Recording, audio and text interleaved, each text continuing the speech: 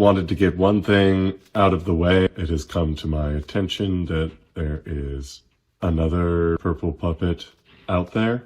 Randy, the purple puppet. Randy is way more successful than I am. He's got a veritable puppet empire compared to what I've built here on my little YouTube channel. So hats off to you, Randy, and your successful puppet empire. I saw your and you're basically so that's great. You're an inspiration. So I have a lot to get off my chest. A lot of interviews I've been lining up.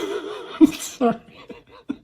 Not really. But I have a new TV and it's sweet. And it's sweet in a way that it feels like when my PlayStation turns off, it feels the need to comfort me with the news. I haven't seen the news in like ages. It's been really bad lately, huh? But they try. They're really excited by the frickin' impeachment hearings. They love those because everybody loves those. Everybody's like, whoa, yeah, no. I don't know what everybody's like. I hate it. It's all he's a mob boss. This is just gonna like go on for days. Tale told by an idiot, full of sound and fury, signifying nothing. There was a news story that caught my attention. I haven't been able to get it out of my mind. I'm just gonna say this young man's name, Botham Shem. Maybe you've heard of him. Shot dead by a terrified white woman with a gun in his own apartment, which she had accidentally entered herself, thinking it was hers. She has been found guilty, which is good, but the circumstances around her trial... yeah. So, America is racist. I've met racists. I've hung out with racists. I've probably played music. You know, I'm probably a bit racist. I'm going to admit that. And of course, America is racist because, like, this is basically where racism was born as we understand it. If you're struggling with your thoughts and feelings on race, good. You should be. Botham Shem. Then there's those racists who celebrate their racism. They march in the streets to defend it. They are really excited about their white nationalist feelings and want to share them with the world. And I've seen them literally fight for their racist ideals in the street. And frankly, they were winning. That was before the tear gas hit and the cops did what they did. Botham Shem. His brother hugging his murderer while she wept remorsefully in a courtroom. No hugging. This woman gets hugs. How often do criminals express remorse in this country and get a hug? I genuinely want to know the answer to this question. Like, I saw a guy just the other day getting handcuffed and he was crying his eyes out. He was very remorseful. I wanted to give him a hug, but he was just being dragged along by those policemen. No hugs for him, I guess, unless you a white woman and the Bible, the religion of the white conqueror. This is up. Botham Shem.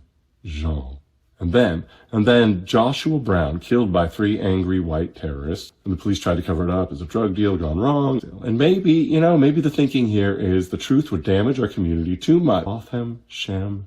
You know what really damages your community is white racist terrorism. Has there been much dialogue about the castle doctrine at all? Do we question it remotely? Our mass cultural norm that you can just kill anyone who enters your private domicile. A modern home is basically an arbitrarily boundaried, resource-excessive, wasteful piece of kit. I found most people who show up at my house or in my car uninvited are actually desperately looking for help. I remember a recent non-friend, Dave. Come back, Dave, his friends said. You messed up, Dave. I got to talk about this. They were yelling this as he was trying to scramble through my window one morning. I did not shoot Dave, but I asked him to go away. Respect. Why not say, all right, Dave, what's your elevator pitch? How do we get out of this situation? Jump in the back. Let's go. Botham Shem.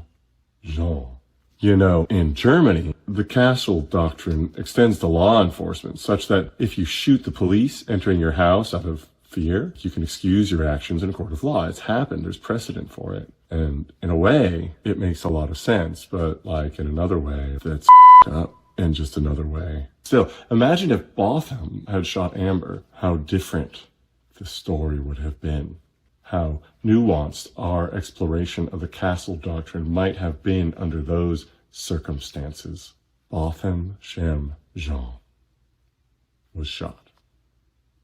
Which reminds me, guns are the worst. Did you know that before the invention of guns, you could go into nature and just like chill with all the fuzzy creatures of the wild? Did you know that? Used to be random humans just derping around, not much to be afraid of. What are we gonna do? We just kind of like smelled flowers and maybe strangled a pigeon. But like, then we did guns. And it was like, nope. And who could blame them?